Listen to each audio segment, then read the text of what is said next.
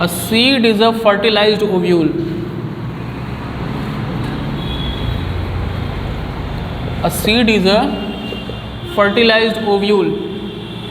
NCERT की रटना रटने वाले ध्यान रखें कि एनसीईआरटी की बुक में यही डेफिनेशन आपको मिलेगी, यही मिलेगी भाई। इतनी जल्दी हाइपर मत हुआ करो। जब एक बार गुरु मान लिया है तो गुरु पे भरोसा करना सीखो। अर्जुन एक बार कृष्ण को गुरु मान लिए तो गुरु मान लिए। हर 10 मिनट की लड़ाई के बाद ये जाकर नहीं कहते थे सर वो विराट रूप दिखाइए ना।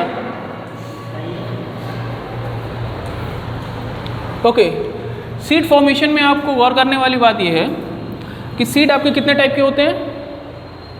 There are 2 kinds of seed, monocot and dicot. पहले डाइकॉट से शुरू करते हैं। आपको पता है कोई भी डाइकॉट सीड होता है उसमें क्या होता है? डाइकॉट्स में 2 कॉटिलेडन। हाँ, 2 कॉटिलिडन्स होते हैं। तो सबसे पहले आपका एक cotyledon,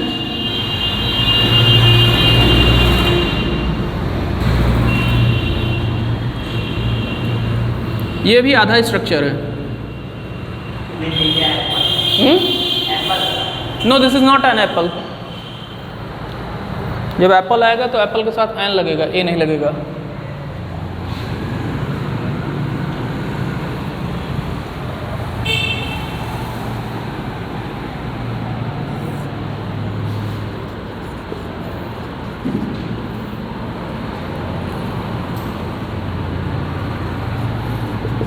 This is hypocotyl, this is epicotyl, this is stela, this is radical। इससे आपका निकलेगा शूट सिस्टम और इससे आपका निकलेगा root system. By the way, what is shoot system?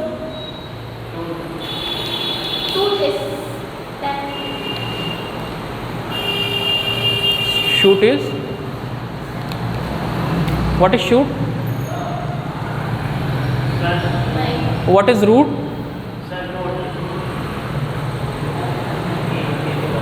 What is root?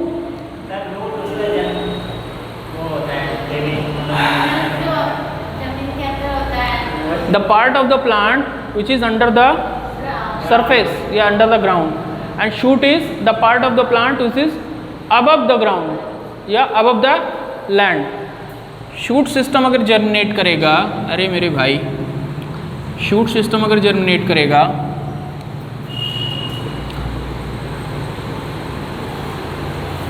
तो आपका ये स्ट्रक्चर बनेगा, और अगर रूट सिस्टम जर्मिनेट करेगा तो आपका ये स्ट्रक्चर बनेगा। बाय द वे, रूट कितने टाइप की होती है? हाँ, कौन कौन सी?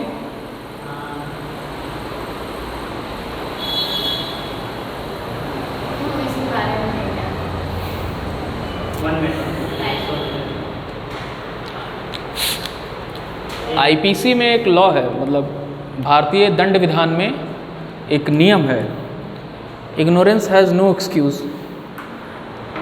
मतलब आप किसी का मर्डर कर दें, राह चलते आदमी पर गाड़ी चढ़ा दें, तो आप ये कह के नहीं बच सकते कि सर हमें पता नहीं था कि ये क्राइम है। सज़ा तो आपको मिल के रहेगी।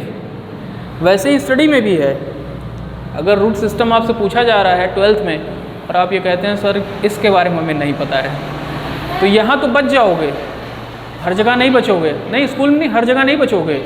अभी 10th वाला कोई पूछ लेगा, हाई स्कूल वाला कोई पूछ लेगा तो बचना बड़ा मुश्किल हो जाएगा बेटा। ये बना लो पहले, ये आपका सिंगल स्ट्रक्चर है, हाफ स्ट्रक्चर है डाइकॉट सिस्टम का।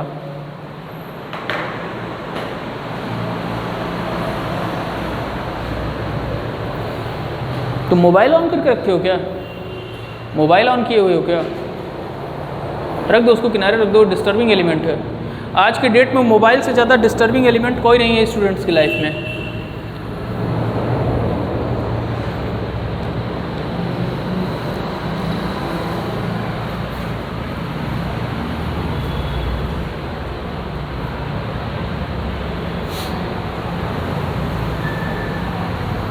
डन?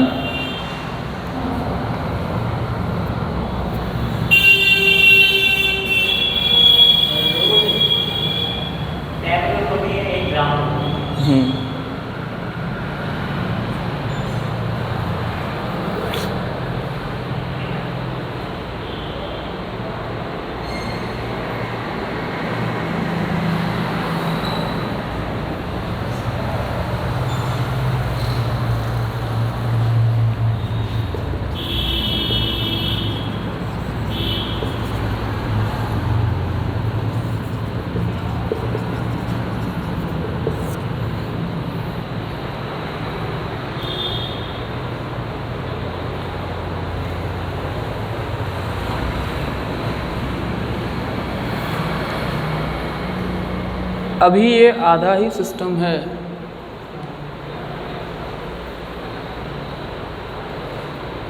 डन।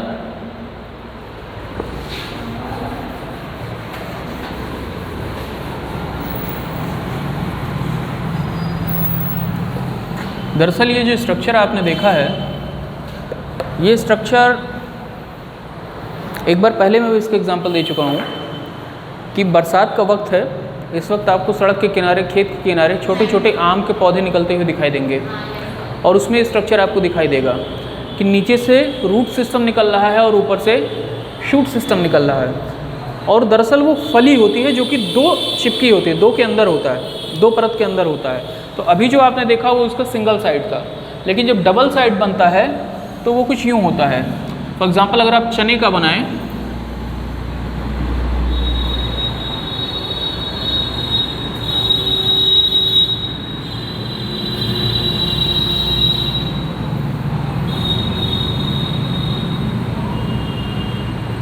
यहाँ पर आपका एक पोरस स्ट्रक्चर होता है। Give me another marker. Thank you. It is called hilum. और एक स्ट्रक्चर, यही चीज़ दरअसल होती है माइक्रोपाइल। इससे आपका वास्ता पहले भी पढ़ चुका है। अब इसमें जो आपकी जानने वाली बात है वो ये है कि सर ये यहाँ पर पोरस क्यों है। अगर आप इसको अलग अलग कर दें तो आप वही स्ट्रक्चर पाएंगे जो इसके पहले वाला बना हुआ था, लेकिन इस स्ट्रक्चर में आपके जानने लायक जो काम की बात है वो ये है कि ये पोरस क्यों है। ये पोरस इसलिए होता है क्योंकि सीड की एक खासियत होती है, सीड को स्टोर करके रखा जा सकता है। आपके घर में चना है, आपके घर में दालें हैं, टूटी हुई नहीं, पूरी। आपके घर में राजमा है, ठीक, चावल है, गेहूं है। आप इसको बहुत लंबे वक्त तक स्टोर करके रख सकते हैं। इनफैक्ट पुराने ज़माने में, आज के 10 साल 20 साल, 10 साल तो नहीं लेकिन 25-50 साल पहले, जब गाँवों में एक चीज़ हुआ करती थी, अब तो वहाँ भी टीन के डब्बे होने लगे हैं, बट गाँवों में एक चीज़ हुआ करती थी जिसे कहते थे डेहरी। डेहरी जानते हैं आप? हाँ, यस। क्या होता है? मिट्टी का बनाते हैं, रखा जाता है उसमें। एक स्टोरेज यूनिट आप कह सकते हैं जो कि मिट्टी की बनी होती है। आप उसमें अपना अनाज इकट्ठा करके रखते हैं, किसान अपना अनाज इकट्ठा करके रखते हैं, और वो अनाज, वो चावल आप 10 साल 20 साल तक इकट्ठा करके रख सकते हैं, वो ख़राब नहीं होगा। होता क्या है कि ये जो आपका पोरस स्ट्रक्चर है हीलम, जब कभी आप उस सीड को बोते हैं ज़मीन में, तो बोने के बाद आप कभी भी देखेंगे उसमें आप पानी डालते हैं, ठीक, और उस पानी के जाने का रास्ता यहाँ से है, वो न्यूट्रिशन यहाँ से मिलता है, ठीक। कभी भी चना, कभी भी क्या, आज शाम को ही जाना घर पे, चना उठा के देखना, उसमें आपको एक छेद मिलेगा, ठीक है। ये तो हुई आपके, बिल्कुल बिल्कुल, क्यों नहीं कर सकते। जो आप चना अपने घरों में रखते हैं, भिगो के खाते हैं, उसको भी आप बो सकते हैं।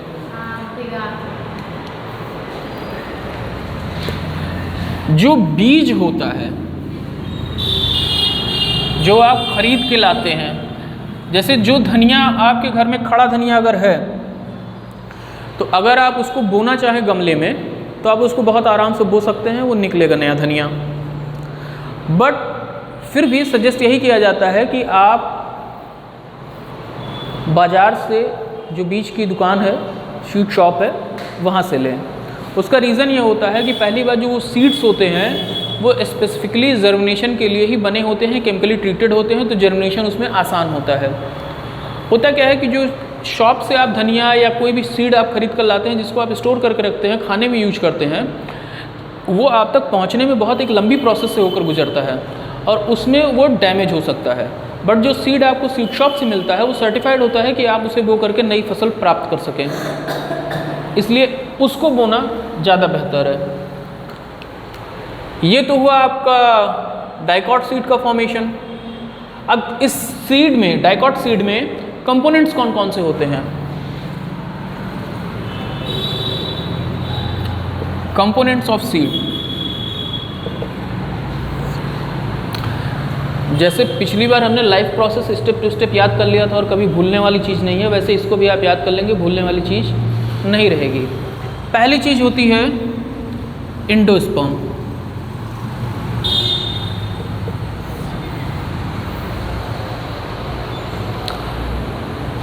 प्लांट जनरेशन में एंडोस्पर्म का काम क्या है?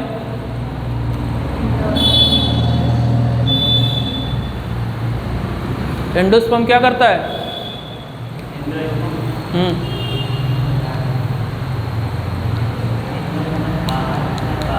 एंडो मतलब अंदर होता है सर, एक्सो मतलब बाहर होता है। इतनी छोटी छोटी बातें इतनी जल्दी जल्दी भूलोगे तो कैसे काम चलेगा? आगे की लड़ाई तो बहुत कठिन है। एंडोस्पर्म का वर्क नहीं याद है? अब मैं बताऊंगा भी नहीं। जहाँ जिस सीड में एंडोस्पर्म पाया जाता है, एक तो होता है एंडोस्पर्मिक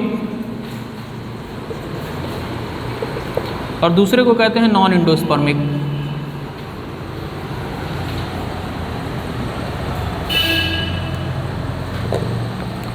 एंडोस्पर्मिक को कहते हैं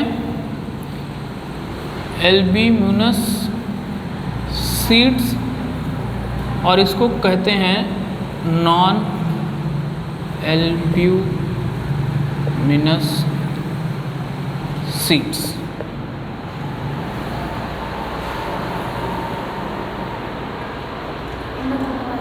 जिसमें एंडोस्पर्म पाया जाएगा इफ प्रेजेंट, यहां लिख लो इफ प्रेजेंट और यहां लिख लो इफ नॉट प्रेजेंट।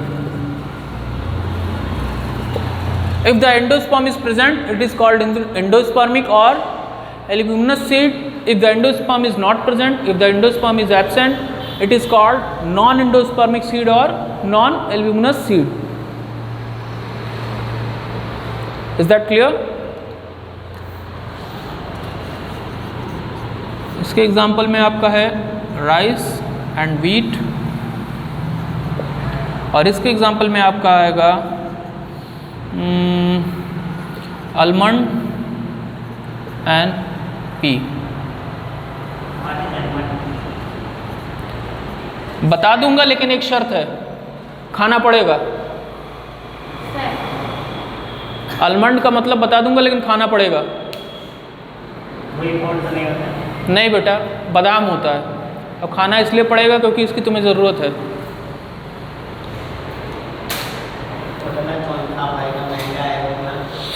अरे तो तुम कौन से गरीब हो?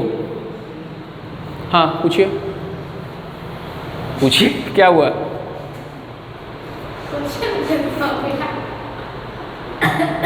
सोच लो, 1 मिनट सोच लो क्योंकि आगे बढ़ जाएंगे फिर। एंडोस्पर्मिक नॉन एल्ब्यूमिनस, इसी का नाम है, चाहे आप एंडोस्पर्मिक कहिए चाहे एल्ब्यूमिनस कहिए।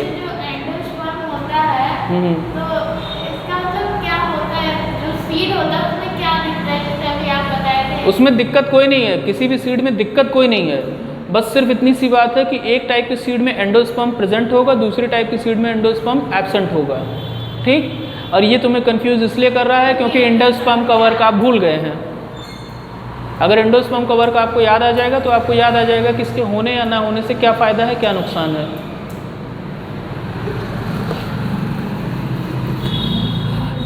अब धीरे धीरे मैं तुम्हारी स्पून फीडिंग की आदत ख़त्म करूँगा। स्पून फीडिंग की, स्पून मतलब क्या होता है, फीडिंग मतलब क्या होता है, खिलाना। तो स्पून फीडिंग का मतलब क्या हुआ? चम्मच से किसको खिलाया जाता है? जो बीमार होता है, जो बच्चा होता है, जो बूढ़ा होता है, जो अडल्ट है, जो मैच्योर है, जो पावरफुल है, उसको चम्मच से थोड़े खिलाया जाता है। उसको थाली में दाल चावल दे दिया जाता है, सान के खाओ।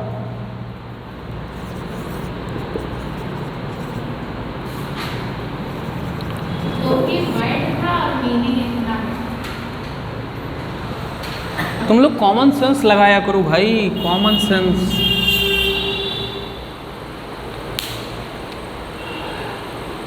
कुछ सीड्स में एल्मुनस न्यूसेलस पाया जाएगा, कुछ सीड्स में नहीं पाया जाएगा। अगेन याद करना आसान है अगर आप इसको सिर्फ सीरीज वाइज याद कर लें। जैसे एंडोस्पर्म है, endospermic, non endospermic, albuminous, non albuminous, वैसे ही न्यूसेलस में पाया जाएगा इफ प्रेजेंट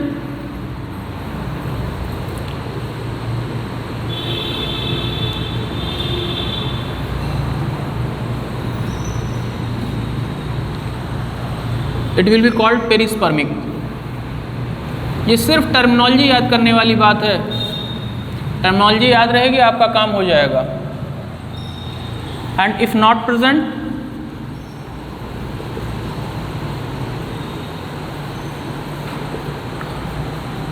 नॉन पेरिस्पर्मिक। अगर आप गौर करें तो आप ये पाएंगे कि अगर आपको पेरिस्पर्मिक याद हो गया तो ये सेकंड वाला याद करने में कोई दिक्कत नहीं है, सिर्फ आपको याद करना है कि नॉन एंडोस्पर्मिक, नॉन पेरिस्पर्मिक, इतनी सी चीज़ आपको याद करनी है। और इसी में आप कंफ्यूज हो जाते हैं क्योंकि आप दोनों याद करने की कोशिश करते हैं। आप एक याद करिए, दूसरा वाला आपको अपने आप याद रहेगा।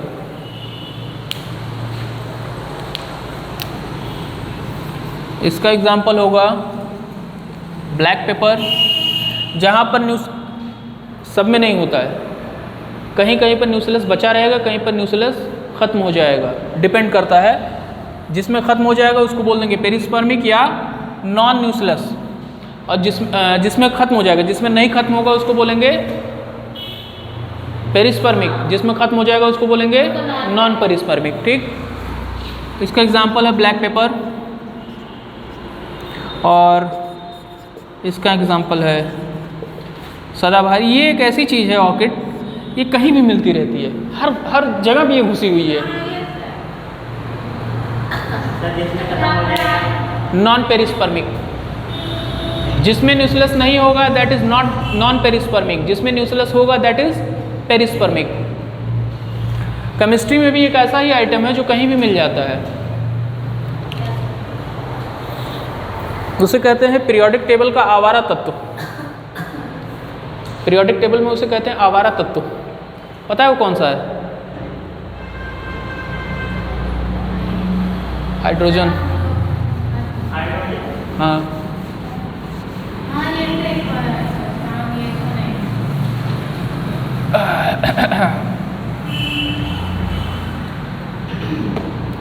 Third one is the third component of seed is embryo.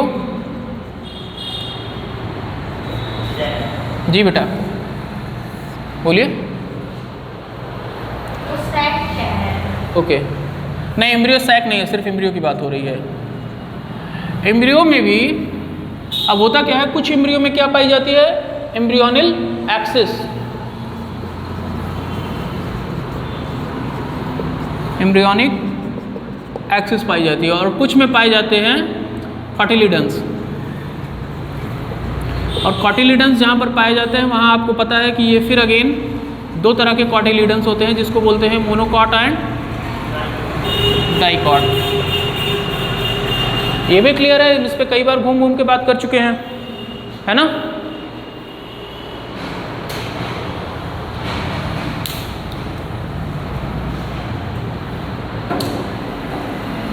चलें, fourth one is the fourth component of a seed is जी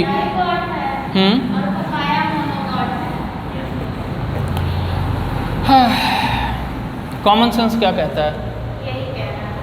सही कह रहा होगा। Fourth one is seed cover. The fourth component of a seed is seed cover. Seed cover आप कभी भी देखेंगे दो तरह की, दो लेयर की सीड कवर होती है, outer layer, inner layer.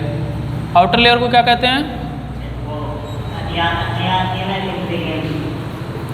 Outer layer is called टेस्टा, inner layer is called tegmen. इसमें ऐसा कुछ भी नहीं है जो एक्सप्लेन करने की ज़रूरत हो, जहाँ तक मैं समझता हूँ। और अगर कहीं एक्सप्लेन करने की ज़रूरत हो तो आप मुझे बता दें, मैं आपको एक्सप्लेन कर देता हूँ।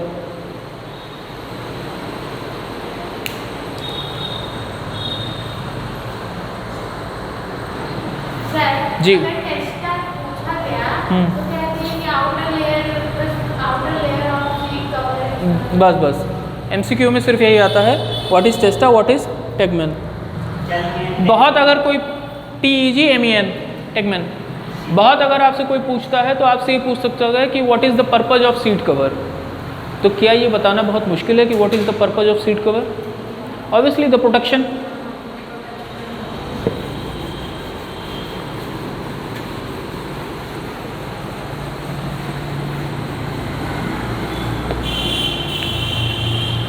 Now that was the structure of dicot seed. Okay, now we are going to discuss monocot. Monocot का सबसे अच्छा एग्जाम्पल कौन सा है जो सबसे कॉमन है?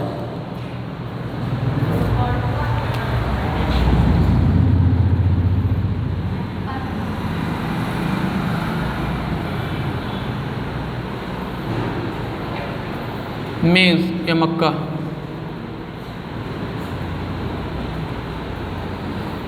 मेज़ को नहीं कहते हैं, कॉर्न को कहते हैं।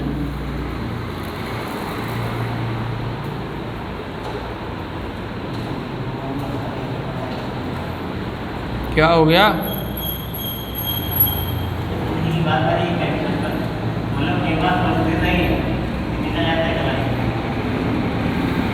कोई बात नहीं।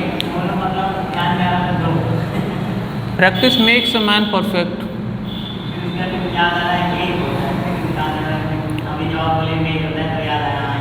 Practice makes a man perfect.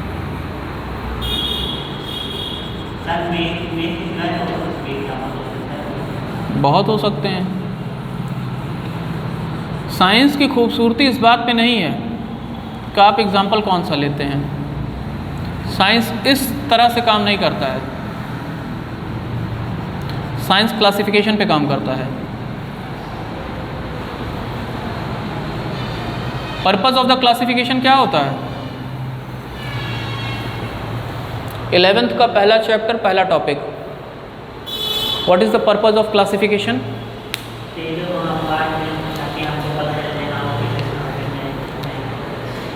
और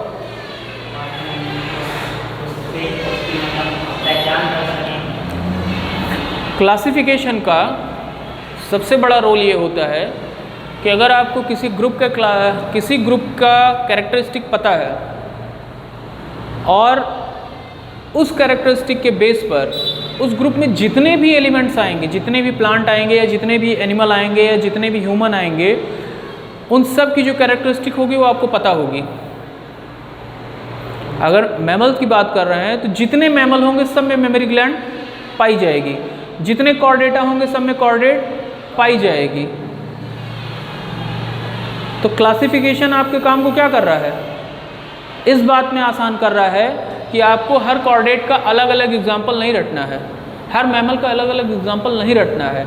और इसीलिए चाहे आप मेज़ का बनाएं, कॉर्न का बनाएं या किसी और मोनोकॉट का बनाएं, 99% वो आपका जो स्ट्रक्चर रहेगा वो सिमिलर रहेगा। अगर ऐसा ना होता,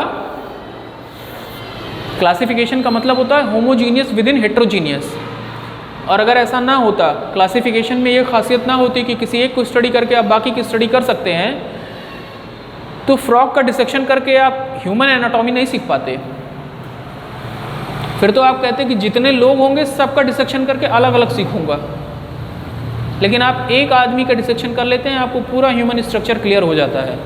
ये क्लासिफिकेशन की खूबसूरती है, क्योंकि बाहर से वो भले डिफरेंशिएट हो रहा हो, अंदर से उसका सिस्टम एक ही है। वही किडनी है, वही रेस्पिरेटरी सिस्टम है, वही डाइजेस्टिव सिस्टम है, सारी चीज़ें एक हैं।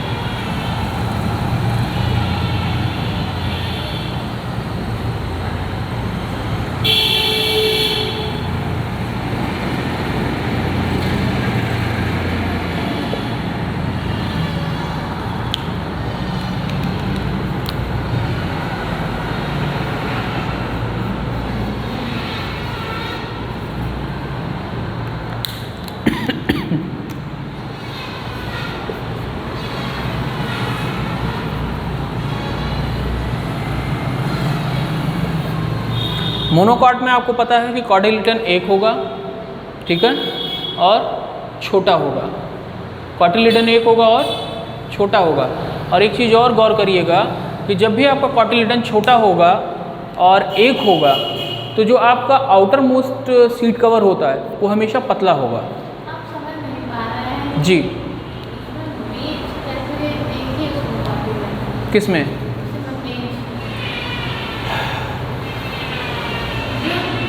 क्या जो मकई का दाना होता है, बहुत अच्छा तुम्हारा क्वेश्चन है कि मोनोकॉट सीड या डाइकॉट सीड को कैसे पहचाने कि मोनोकॉट कौन सा है, डाइकॉट कौन सा है। यही है ना सवाल तुम्हारा? ये तुमने बहुत अच्छा सवाल कर लिया।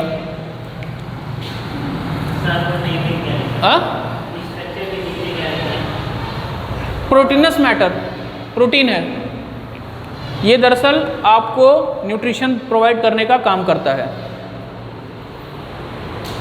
क्योंकि हमने ये पढ़ा है, पहले भी जाना है, समझा है कि जहाँ पर भी हमको न्यूट्रिशन की ज़रूरत पड़ेगी प्रोटीन की ज़रूरत पड़ेगी। कहाँ पर? दिस इज कॉटिलिडन, ये कोलियोपेटल, कोलराइजा कोलियोपेटल।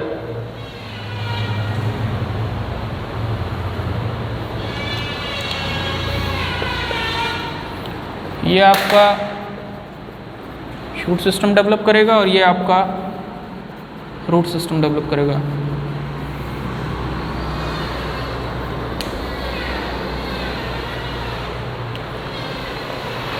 तुमने सवाल अच्छा किया है, ये डायग्राम पूरा बना लो फिर बताता हूँ।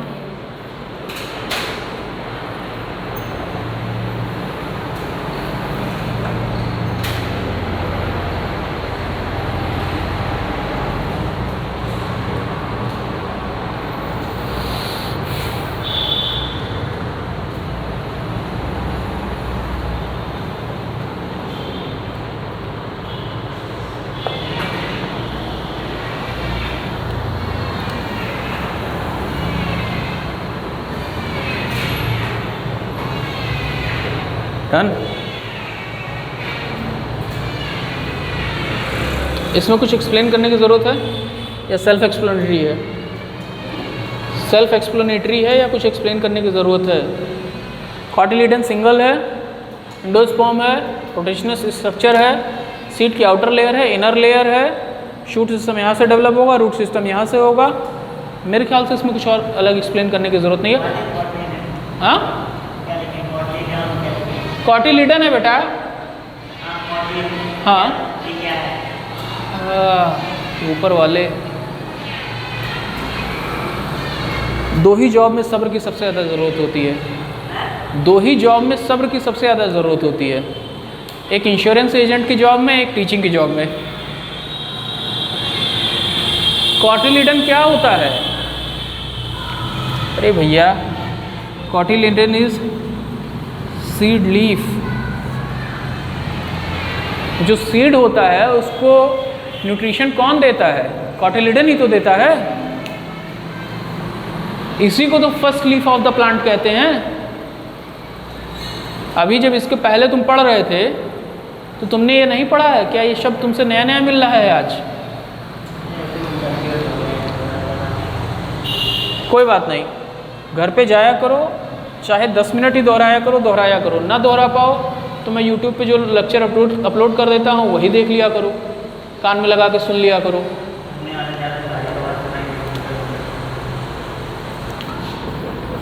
यहाँ पर आपको सिर्फ एक चीज़ ध्यान रखने वाली होती है, क्योंकि ये आपको याद हो जाएगा और आप बना लेंगे, ठीक है। ध्यान रखने वाली बात ये होती है, जहाँ पर आपका कॉटिलिडन छोटा होता है वहाँ पर जो आपका सेल कवर होता है, सीड कवर होता है, वो हमेशा पतला होगा, बहुत पतला होगा। आप कभी भी मकई का दाना उठा के देखिए, उसके ऊपर का जो सीड कवर होता है उसे हटाना बहुत आसान होता है और वो बहुत पतला होता है, निकालने लगेंगे आपके नाखून के बीच फंस सकता है, ठीक है। लेकिन जो डाइकॉट रहते हैं उनका सीड कवर थिन नहीं होता, थिक होता है। इसमें आपको याद करने वाली बात ये है। अब जो आपका क्वेश्चन था कि मोनोकॉट और डाइकॉट सीड को पहचाने कैसे, मैं अगर आपको एक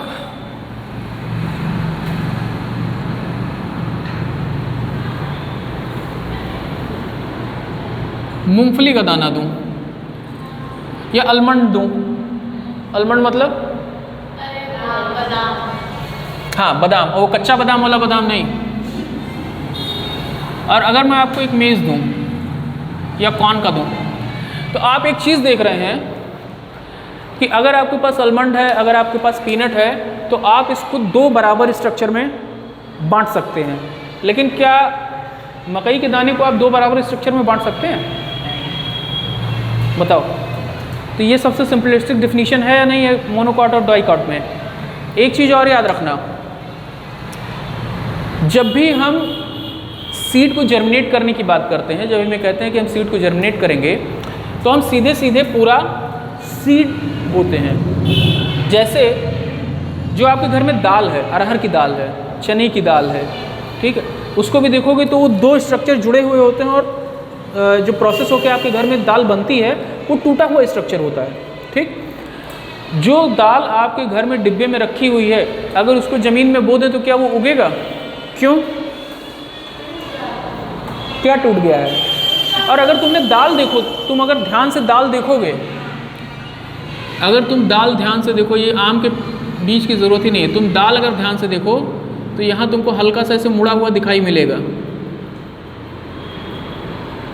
जो हमने डाइकॉट में स्ट्रक्चर बनाया था ना, उसको क्या कहते हैं? कॉटिलिडन। हीलम तो वो छेद है, वो पोर है जिससे आपका न्यूट्रिशन मिलता है। ये टूट जाता है। कॉटिलिडन अगर टूट गया तो फिर आप उसको बोते रहिए, वो जर्मिनेट नहीं करेगा। यही वजह है कि आपके घर में जो दाल पड़ी रहती है उसको बोएंगे तो वो नहीं उगेगा, लेकिन चना बो देंगे अगर तो वो उग सकता है। वो टूटा नहीं है, अगर कॉटिलिडन टूटा नहीं है तो उग जाएगा।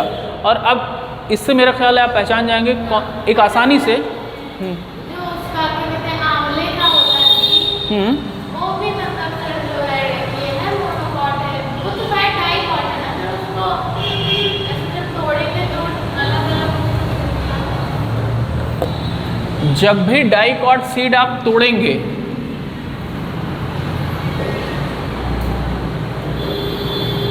तो वो 2 सिमेट्रिकल स्ट्रक्चर में टूटता है। आप मूंगफली तोड़ेंगे 2 सिमेट्रिकल स्ट्रक्चर में टूटेगा, आप बादाम तोड़ेंगे 2 सिमेट्रिकल स्ट्रक्चर में टूटेगा। ठीक, आंवले का बीज क्या सिमेट्रिकल स्ट्रक्चर में टूटेगा? तो डाइकॉट कैसे हुआ?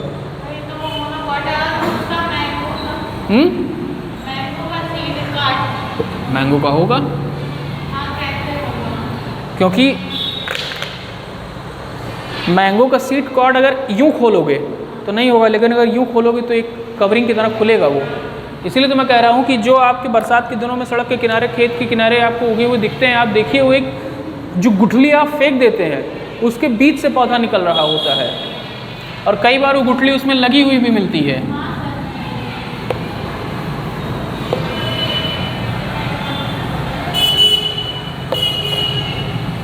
साइंस वालों के लिए सबसे सूटेबल शायरी कौन सी है? शौक़ दीदार नहीं बेटा, शौक़ दीदार। शौक़ दीदार अगर है तो नज़र पैदा कर। साइंस का सारा जादू आपकी आँख के सामने होता है। कभी रात में जब छत पे सोया करो, चांद सितारे देखा करो, तो सिर्फ चांद सितारे मत देखिए, हिंदी फिल्में गाने मत सोचिए, ये भी सोचिए कि ये जो स्टार है ये कैसे वर्क कर रहा है, ये स्पेस है ये कैसे वर्क कर रहा है, मून कैसे मूवमेंट कर रहा है। थोड़ा बुद्धि को हिलाओ, बुद्धि को जगाओ। इतनी बुद्धि बचा के क्या करोगे?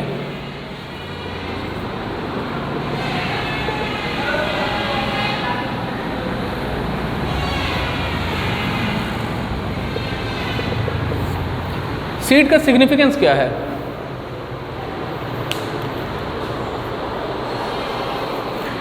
सीड का एक तो सिग्निफिकेंस ये है कि it is a fertilized ovule, जिससे फ्रूट बनेगा, जिससे पौधा बनेगा। बट सीड में कैरेक्टरिस्टिक पाई जाती है, बहुत अच्छी कैरेक्टरिस्टिक होती है और बहुत काम आती है, स्पेशली ह्यूमन के, जिसे कहते हैं डॉर्मेंसी। तुम में से किसी का बैंक अकाउंट है? अगर तुम्हारा बैंक अकाउंट है तो तुम्हें ये पता होगा कि अगर बैंक अकाउंट को बहुत दिनों तक यूज़ ना किया जाए तो वो अकाउंट डॉर्मेंट हो जाता है। वो क्या होता है? नहीं, क्लोज नहीं होता है। लेन देन बंद हो जाएगा, डॉर्मेंट हो जाएगा, यूँ आप कहें कि हाइबरनेशन में चला जाएगा, सो जाएगा, उससे आप कोई ट्रांजैक्शन नहीं कर पाएंगे। फिर जाके आपको मैनेजर के पास पहले वो अकाउंट एक्टिवेट कराना पड़ेगा। डॉर्मेंसी का मतलब ये होता है कि जो सीड है, सीड के अंदर खासियत ये है कि अगर इसे अपने लिए फेवरेबल कंडीशंस नहीं मिलती हैं तो ये बहुत दिनों तक, बहुत महीनों तक, बहुत सालों तक, बहुत दशकों तक चुपचाप पड़ा रह सकता है। अगर इसे फेवरेबल कंडीशन मिल जाती है तो ये फिर से जर्मिनेट कर जाता है। It is called dormancy, seed dormancy. ये चुपचाप पड़ा रहेगा, कोई डिस्टर्बेंस नहीं पैदा करेगा। इसका फ़ायदा क्या है? इसका फ़ायदा ये है, हाँ, जैसे पुराने ज़माने में, अब तो आदमी 25 किलो आटा लेके आता, 25 किलो चावल लेके आता है। पहले नहीं था, पहले तो भाई ट्रक का ट्रक या बोरी के बोरी चावल भर के आदमी रखता था डेहरी में। अब चूँकि जगह रहने की इंसान की छोटी होती जा रही है तो चावल 5 किलो लेके आता है, दिन के हिसाब से लाता है, हफ्ते के हिसाब से लाता है। लेकिन पहले जब इंडिया में एग्रीकल्चर के लिए इतनी फैसिलिटी नहीं थी, इतनी नहरें नहीं थी, इतने डीजल पंप नहीं थे, इतनी सुविधाएं नहीं थी, तब आदमी डरता था कि कहीं बरसात हो गई, बाढ़ आ गई, फसल मेरी बर्बाद हो गई तो अगले साल क्या खाऊंगा, सूखा पड़ गया तो मैं क्या खाऊंगा, अगर 2 साल 3 साल लगातार सूखा पड़ गया, मेरे खेत में अनाज नहीं पैदा हुआ तो मैं क्या खाऊंगा। तो क्या करते थे वो, अपने अनाज को, उस सीड्स को स्टोर करके रखते थे। और कोई आइडिया है तुम्हें कि ये सीड स्टोरेज कितना दिन तक चल सकता है? ज़्यादा दिन तक नहीं। कितने दिन तक? फिर भी कितने दिन तक? 2 से 3 साल। 10-15 साल पुराना चावल तो हमने देखा है। हाँ, स्टोरेज की बात कर रहा हूँ। 10-15 साल पुराना चावल तो हमने देखा है।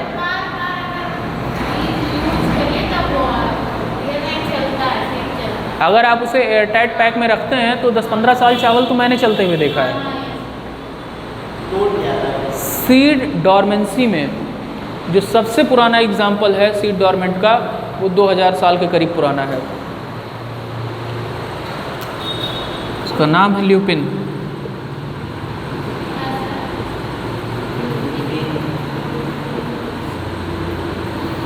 तुमने मिस्र का नाम सुना होगा?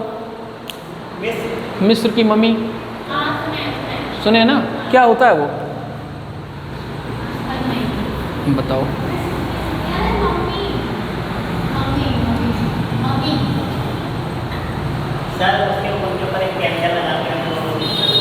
उसके क्या करने पर? वहाँ पे जो मतलब इजिप्ट है, वहाँ पे उनका कल्चर है कि जो बॉडी होती है, नहीं था। हाँ, था उनका कल्चर।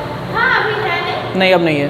हाँ, था उनका कल्चर था कि मतलब जो बॉडी होती है जी, उसको वो सिक्योर करके रखे रहते हैं कि जब वो दोबारा जन्म लेंगे तो उनको मतलब वही बॉडी प्राप्त होगी, ऐसा कुछ।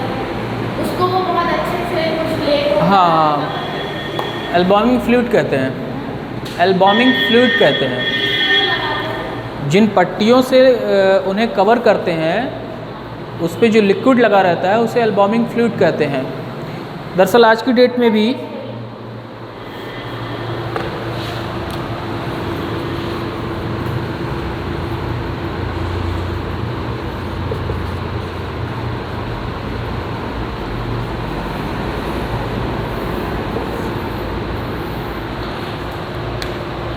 हो गया।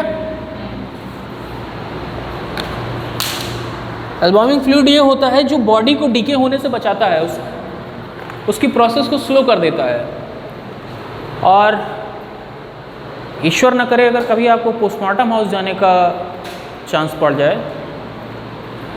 या ईश्वर ऐसा भी तो कर सकता है तुम्हें डॉक्टर बना दे, तुम्हारे इससे यही काम आ जाए।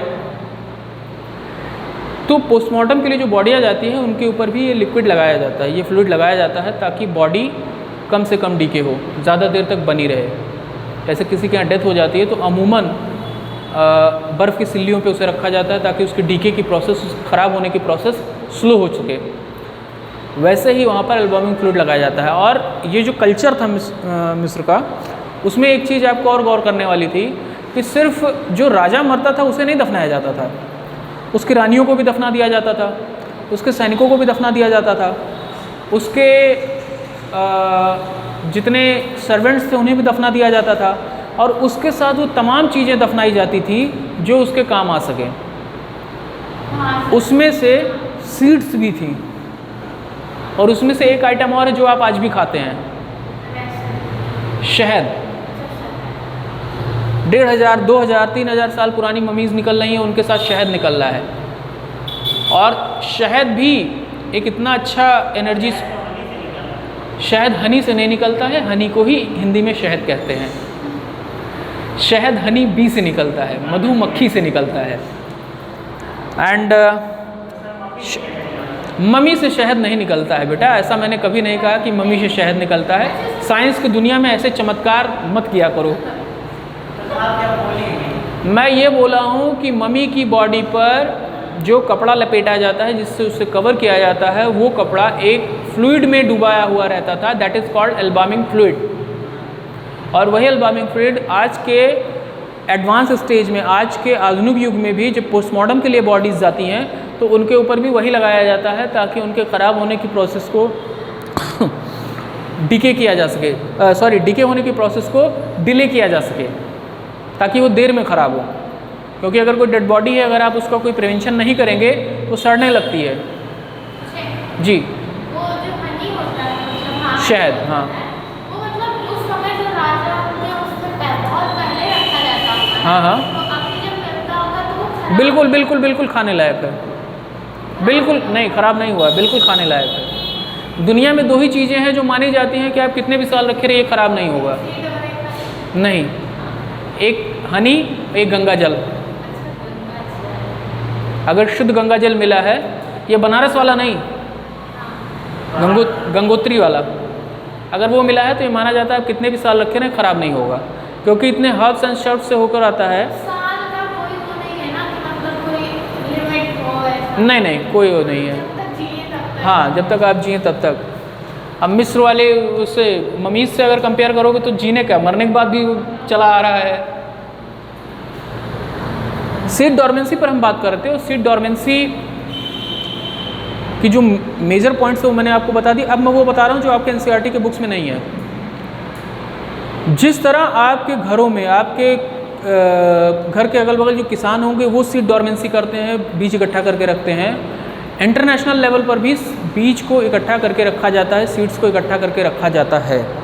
और इसलिए रखा जाता है क्योंकि ऐसा माना जाता है, आप कोई भी मैथोलॉजी उठा लीजिए, Hindu mythology, biblical mythology, Christian mythology जिसको कहते हैं, या इस्लामिस्ट मैथोलॉजी, जितनी भी चीज़ें हैं, जितने भी धर्म हैं, जितने भी रिलीजन हैं, उन सब में एक कॉन्सेप्ट मिलता है जिसे आप कहते हैं क़यामत का दिन या प्रलय का दिन। ठीक है, और ये माना जाता है कि उस दिन पूरी धरती तबाह हो जाएगी, most of the world will be destroyed. वो कोई भी रीज़न हो सकता है, और फिर दुनिया एक नए सिरे से अपनी कहानी लिखना शुरू करेगी, एक नए सिरे से जर्मिनेशन, पॉपुलेशन बढ़ना शुरू होगा। उस दिन के लिए अगर दुनिया में कभी ऐसा हो जाए कि आधी धरती तबाह हो जाए, इंसान ना रहें, प्लांट्स ना रहें, उसके लिए वर्ल्ड साइंटिस्ट ने एक ग्रुप बनाया और उन्होंने कहा कि हम दुनिया में जितने भी तरह के सीड्स हैं उनको इकट्ठा करके एक वॉल्ट में रखेंगे। उस वॉल्ट का नाम है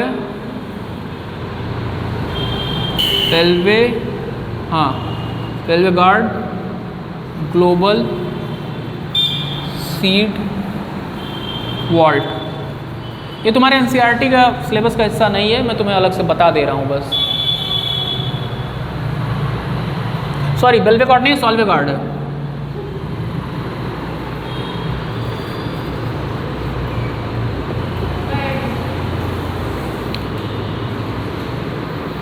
ये नॉर्वे में है।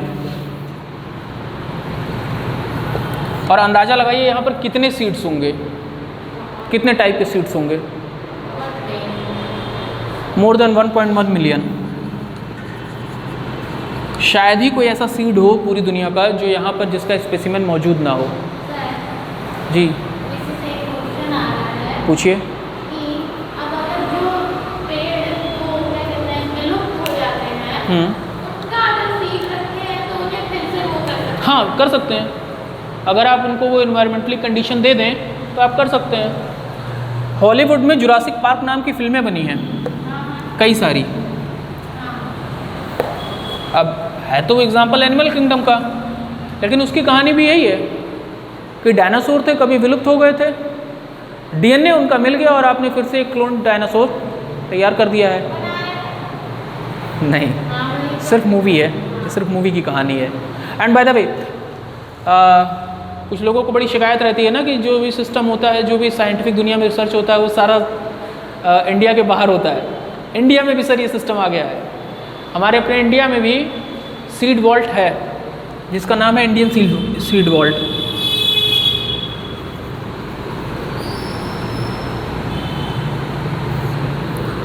और वो नॉर्वे में था, ये लद्दाख में है।